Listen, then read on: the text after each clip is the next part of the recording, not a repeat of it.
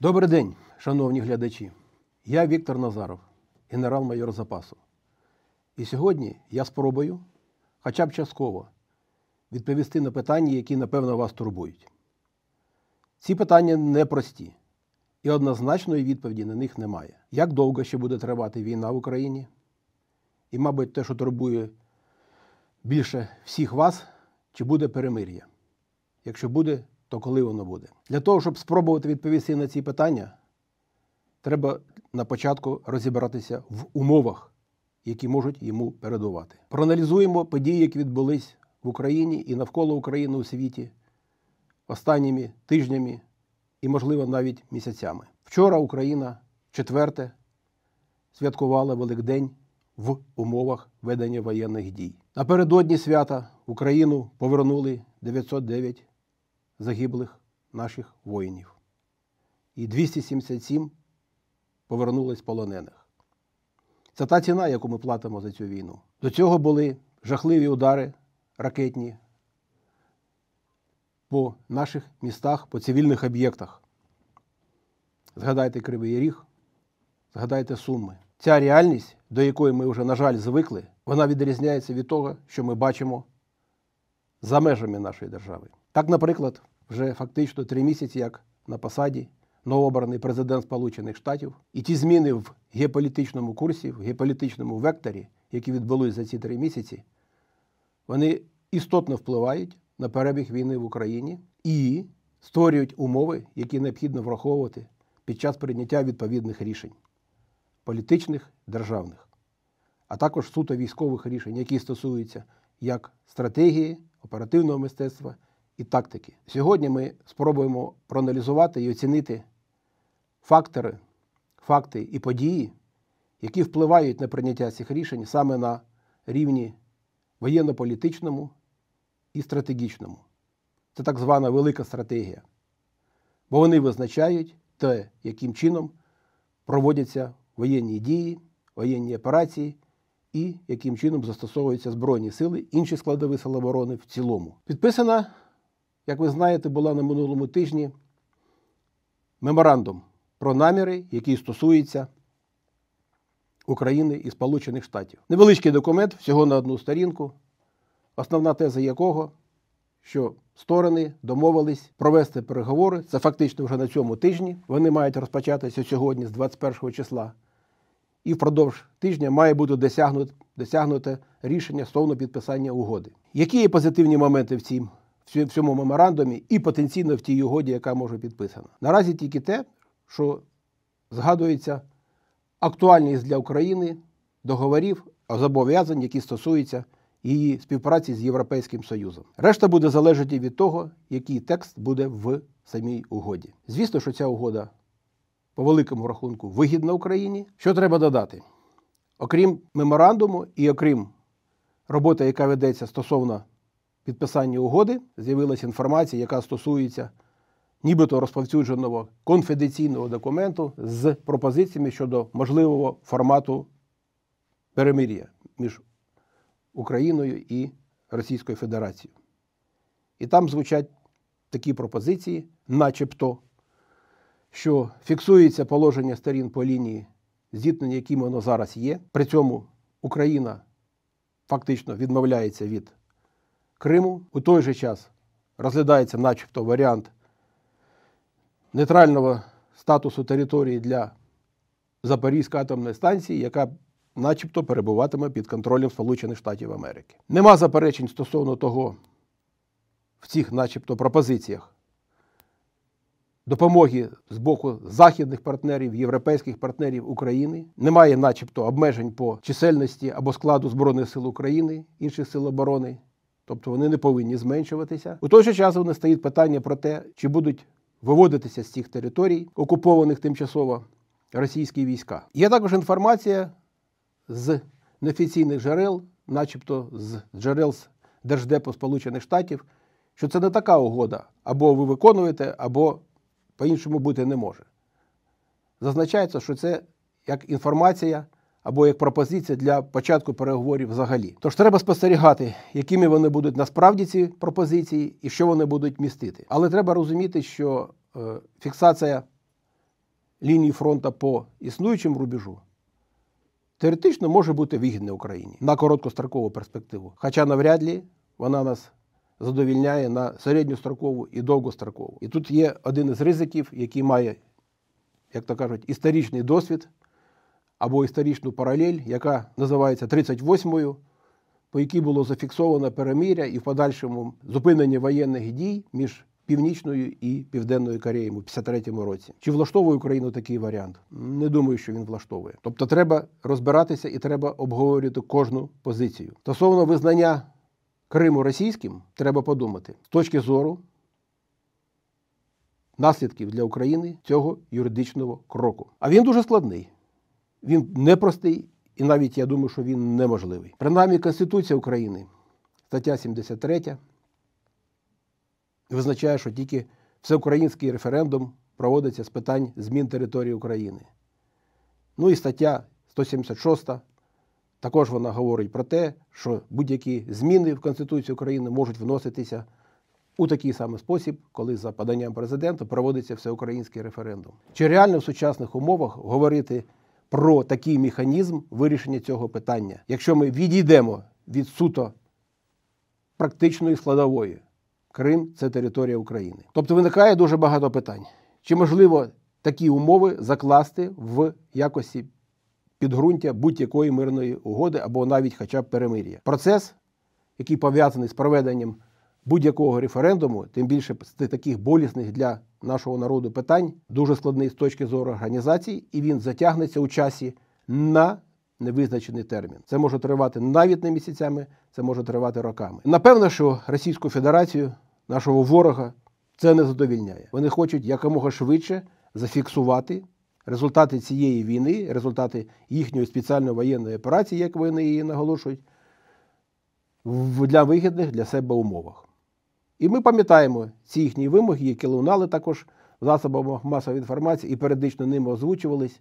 Це фактичний контроль над 5 територіями, які, як вони вважають, ними окуповані. Йдеться про Крим, йдеться про 4 області України, які не повним складом, але окуповані. Чи погодиться Україна на такі умови? Звісно, ні. Тим більше, коли частина цих територій, особливо що стосується Херсонської і Запорізької областей, знаходились і знаходяться під нашим контролем. І питання навіть не ставиться про те, що ці города, ці міста, обласні центри, Запоріжжя і Херсон можуть бути віддані або повернуті Російській Федерації, нашому ворогу. Наступне питання, яке випливає з позиції України стосовно майбутнього цих територій, воно стосується наших можливостей, наших спроможностей надійно їх захищати і не допустити їх захоплення противником. Значною мірою наші спроможності залежать від допомоги партнерів. Мабуть, так історично трапилось, що в цей складний для України час, на початку 4-го року війни, змінилась позиція Сполучених Штатів. Ми чуємо різні заяви від того, що ось буде підписана якась угода, на столі лежить меморандум, з'явиться угода, запрацює в подальшому, мабуть, після війни, як вони вважають, інвестиційний фонд по відновленню України. Але, на жаль, ми не бачимо в цих угодах гарантій для своєї безпеки, які б були б не просто на бумазі, як свого часу Будапештський меморандум, а які б нам давали реальні підстави сподіватися на це, що у разі відновлення воєнних дій і подальших спроб Російської Федерації поширити контроль над іншими територіями України. А я впевнений, що плани Росії на цей рахунок вони не змінились. Вони не мають зараз таких можливостей. Але це не означає, що вони змінили свої плани. І вони будуть спробувати це робити і надалі. І я впевнений, що в ідеалі, або якщо брати максимальний план, той, який на собі вони накреслили, це він не тільки стосується Запоріжжя і Херсона, він розповсюджується і на інші південні регіони України, і Миколаїв, і Одеса.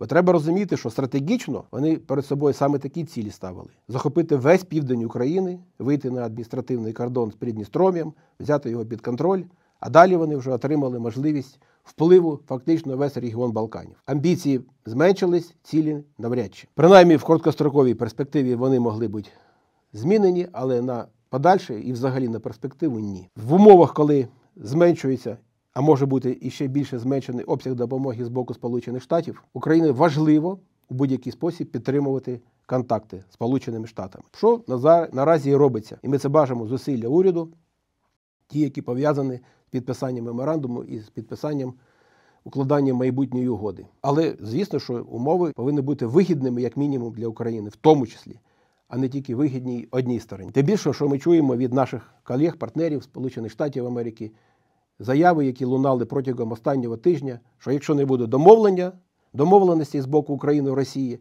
якщо не вдасться досягнути якогось перемир'я, то Сполучені Штати можуть втратити до цього інтерес і далі займатися цими питаннями, які є важливі для них, як вони вважають, в інших регіонах світу, бо вони глобальна держава і є, в тому числі, питання регіональної безпеки в інших регіонах світу і геополітики в цілому. Це теж має підґрунтя, і це треба розуміти. Хтось вважає, що зміна оцих векторів, зміна цих підходів з боку Сполучених Штатів по відношенню до України і до позиції їх в цій війні, і це показало голосування в ООН за ті події, коли була резолюція, розглядалась по нанесенню удару по Сумах на Вербну неділю. Хоча самі по собі вона не мала ніяких наслідків для Російської Федерації, але Сполучені Штати проголосували проти, пояснюючи цим, що це вони залишають за собою право для можливості, для домовленості певних. Чи спрацює це? Не впевнений. Бо це не той формат домовленості, який може зацікавити Росію, може зацікавити Путіна. Тож є проблеми. З іншого боку, вони кажуть, що ми можемо вийти з цих домовленостей і далі розбиратись фактично, як самі хочете.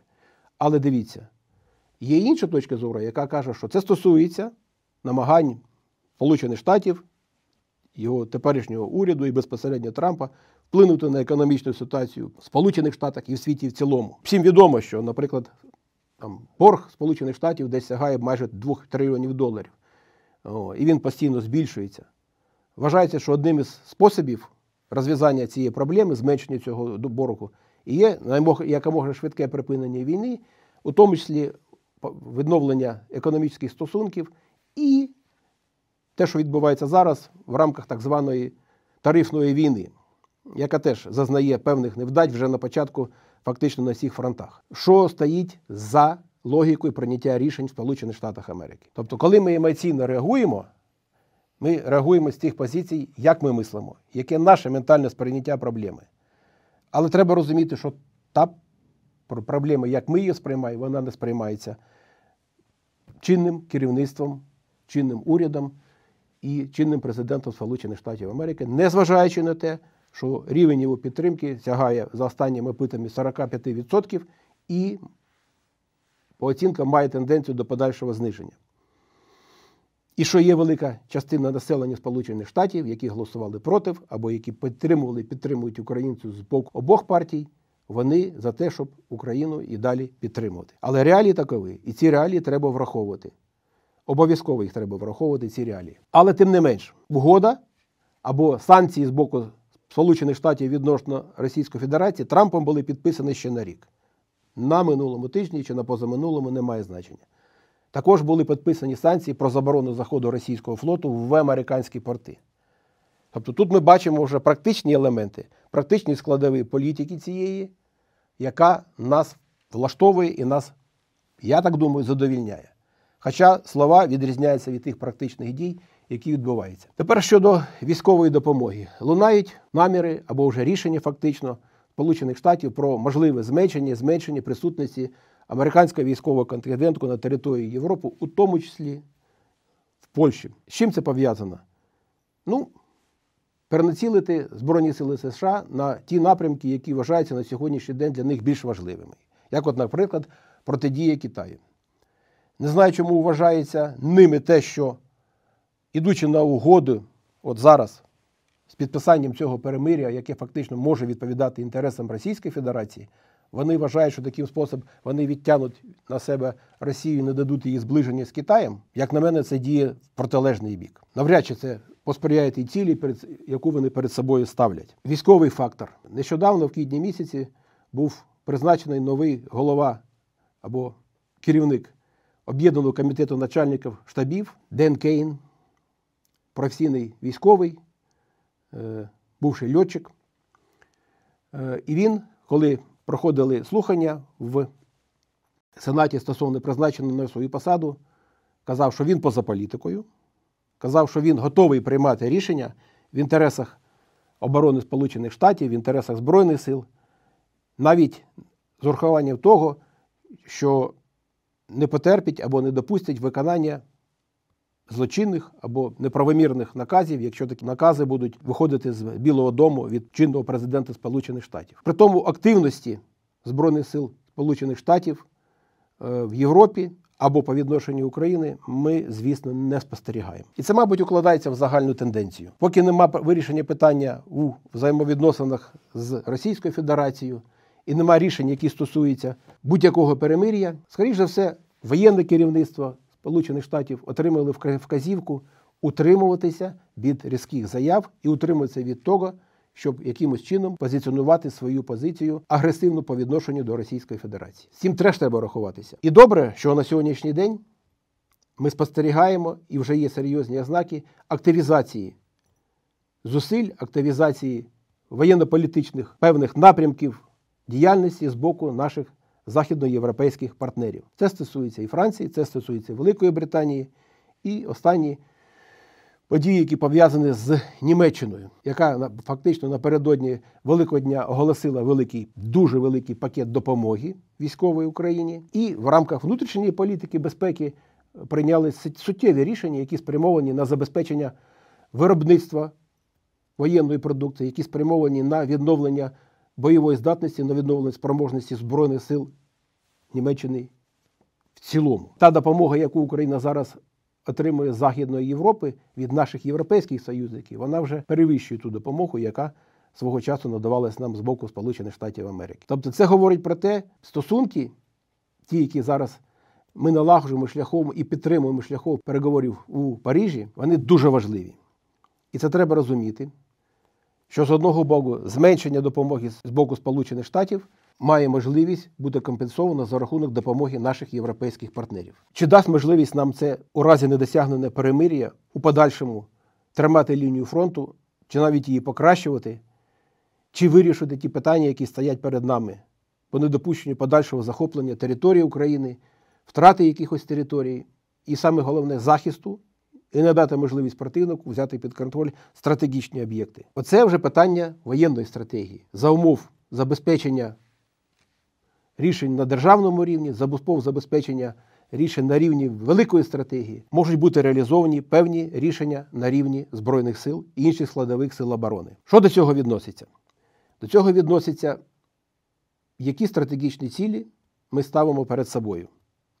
Вони будуть залежати від двох варіантів розвитку подій. Якщо гіпотетично, теоретично, а в подальшому практично перемир'я підписується, не будемо зараз забігати наперед і обговорювати, які будуть його умови конкретні. І Україна на це погодиться. Бо я впевнений, що на невигідних условах ми не маємо права на це погоджуватися. Тоді зусилля будуть спрямовані на те, щоб якомога швидше відновити бойовий потенціал спроможності Збройних сил і Сил оборони для можливості перезавантаження економіки або початку цієї роботи і для можливості оснащення, переоснащення, навчання і перенавчання особового складу Збройних сил. І навіть якщо будуть прийняті рішення про скасування воєнного стану або про демобілізацію в цих випадках, вони навряд чи будуть торкатися всієї складової сили оборони, яка задіяна для ведення воєнних дій на фронті. І, в тому числі в тилу, для прикриття важливих критичних об'єктів. Ротаційний принцип, скоріш за все, буде працювати. Він потребуватиме певних ресурсів, він потребувати певного рівня підготовки особового складу.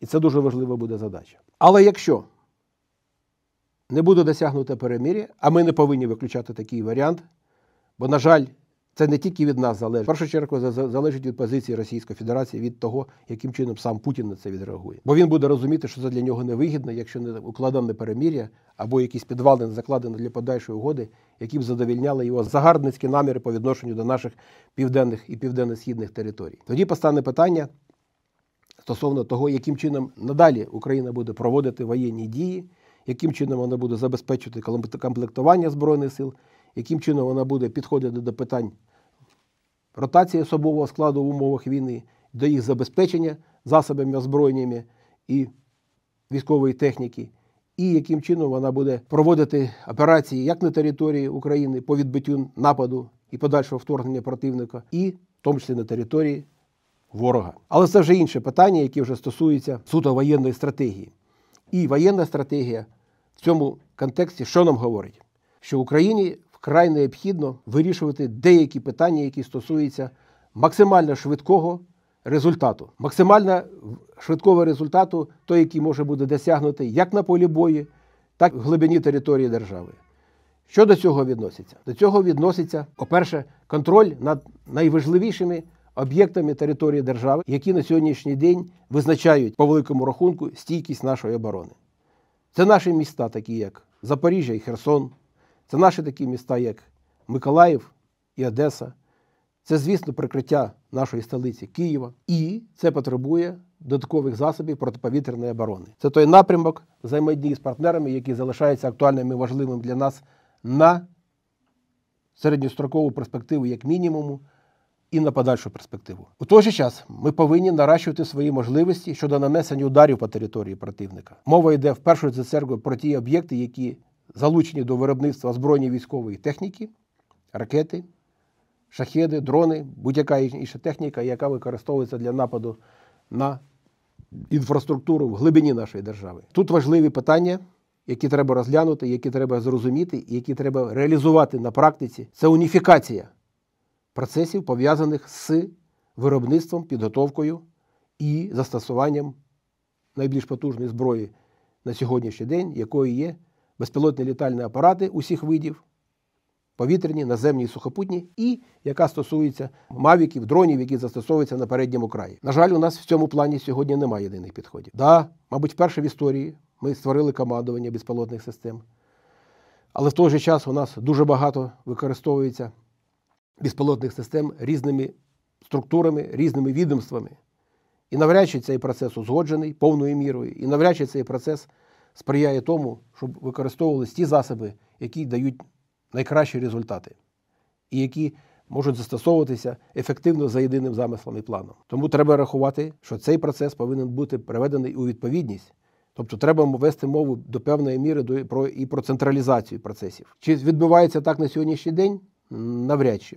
Те, що ми спостерігаємо, здебільшого має певний ефект іміджовий, здебільшого це має, мабуть, і інформаційний ефект, суто військовий треба аналізувати. На жаль, для цього недостатньо інформації. Коли я говорю про ефект практичний, то давайте згадаємо ефективність застосування морських дронів в акваторії Чорного моря. Тут можна підвести певні підсумки і сказати, що да, ефект досягнений, тому що фактично або заблокована, або зменшена до мінімуму будь-яка активність російського флоту, принаймні в західній акваторії Чорного моря, якщо не взагалі. Це результат. Такого результату ми маємо прагнути досягти і в повітрі, а для того, щоб його досягти в повітрі, треба мати вплив на об'єкти аеродромної і іншої інфраструктури противника. І ті місця, де він складує, зберігає засоби або де їх виробляє. Повітряні засоби вогневого ураження. А в перспективі це буде стосуватися і сухопутної компоненти. Аналіз свідчить, що на сьогоднішній день фактично до 70% вогневого ураження досягається за рахунок дронів. З іншого боку, це пов'язано з тим, що ми не маємо так достатньо артилерії, як хотіли би мати сучасної, і не маємо такій кількості необмежених боєприпасів, які нам потрібно. Але це другий пріоритет, я вважаю. Він також повинен бути на порядку денному, як виробництво власне і постачання артилерійських і ракетних систем типу «Хаймарс» на озброєння Збройних сил України в короткостроковій перспективі і забезпечення їх, скажімо так, мінімально необхідної кількості ракет і боєприпасів. Це те, що визначає характер воєнних дій вже на оперативному рівні. Інше важливе питання, яке стосується підготовки Збройних сил до дії за будь-яким варіантом, або у випадку підписання перемир'я, або у випадку непідписання перемир'я, це підготовка. Чому вона важлива? Вона важлива тому, що на 4-му році війни ми маємо ситуацію, коли фактично кадрова армія у нас вже закінчилась. Це не означає, що її немає. Вона воює. Але на 4-му році війни вже на 70% ми маємо справу з мобілізованими, які не мали того рівня і досвіду підготовки, які мали кадрові офіцери. Плюс істотно змінився характер війни. І ця зміна в характері війни вимагає підготовки. Підготовки особового складу. Це стосується від простих, скажімо так, піхотинців, артилерістів, танкістів і до закінчуючи операторів БПЛА. Але для цього повинна бути створена відповідна система. Вона як актуальна для ведення воєнних дій, і вона ще більш актуальна буде після їх припинення у разі досягнення перемир'я. Про що я говорю? Я говорю про те, що нарешті у нас з'являються ознаки вибудови системи управління Збройними силами, ті, які у нас не було 3 роки. І про що ми говорили неодноразово раніше. Ми тривалий час проводили воєнні дії складом тимчасових угруповань. Ми про це вже колись говорили, про тактичні групи, оперативно-тактичні угруповання, оперативні угруповання і оперативно-стратегічні угруповання. Це ускладнювало координацію дій, це ускладнювало взаємодію, це негативно впливало на ефективність застосування військ в цілому. І вже зараз прийняте рішення на рівні Верховного Головнокомандувача, на рівні Головнокомандувача і Генерального штабу про проведення певної реформи Збройних сил України, яка пов'язана з запровадженням системи управління Збройних сил, ланки, штабів, корпусів. Створюється в Збройних силах України, створюється Національна гвардія України. До речі, Національна гвардія вже поширила в засобах масової інформації про те, що 2 корпуси вони формують. Там кожен із корпусів має в своєму складі, це з відкритих джерел, по 5 бригад. Відповідно, той досвід, який був напрацьований командирами, штабами в ході всіх цих 3 років війни, він зараз має бути акумульований цими штабами бригад, штабами корпусів. Тому що цей орган управління, він важливий як з точки зору проведення операцій на полі бою, або навіть операції оперативного масштабу. Так він важливий і з точки зору забезпечення підготовки військ сил. Ідея покладається в те, що командири-начальники, які мають в своєму підпорядкуванні штатні бригади, вони знають особовий склад, вони його навчають, вони з ним займаються, вони з ним підтримують тісні стосунки, координація зрозуміла і взаємодія полегшується. І це дає можливість більш ефективно використовувати наявні, на жаль, обмежені сили і засоби під час ведення оборонних боїв. Але для проведення наступальних боїв роль місця цих штабів набуває ще більшого значення. Тому це, звісно, позитивний крок, але цей позитивний крок повинен бути забезпечений відповідною матеріально-технічною базою самої підготовки особового складу цих управлінь корпусів, штабів корпусів, так і тим комплектом сил і засобів, які повинні бути в їхньому підпорядкуванні. Дуже важливо, щоб не тільки визначена кількість була бригад у підпорядкуванні цих нових корпусів, а щоб вони мали свій комплект частин, це і ППО, і розвідки, і інженерні, і БПЛА або безпілотних систем, які безпосередньо підпорядковуються командирам цих командувачам корпусів, і які вони можуть використовувати для того, щоб впливати і змінювати ситуацію на полі бою, якщо і виникають якісь проблеми у підпорядкованих бригадах. На це треба звернути увагу, і будемо сподіватися, що саме таким чином цей процес і буде відбуватися. І давайте ще згадаємо на події, які відбулися останній час на полі бою безпосередньо. Про це важливо сказати по тій причині, що рішення, які приймаються на воєнно-політичному, вищому стратегічному рівні, вони безпосередньо впливають на те, що відбувається на полі бою.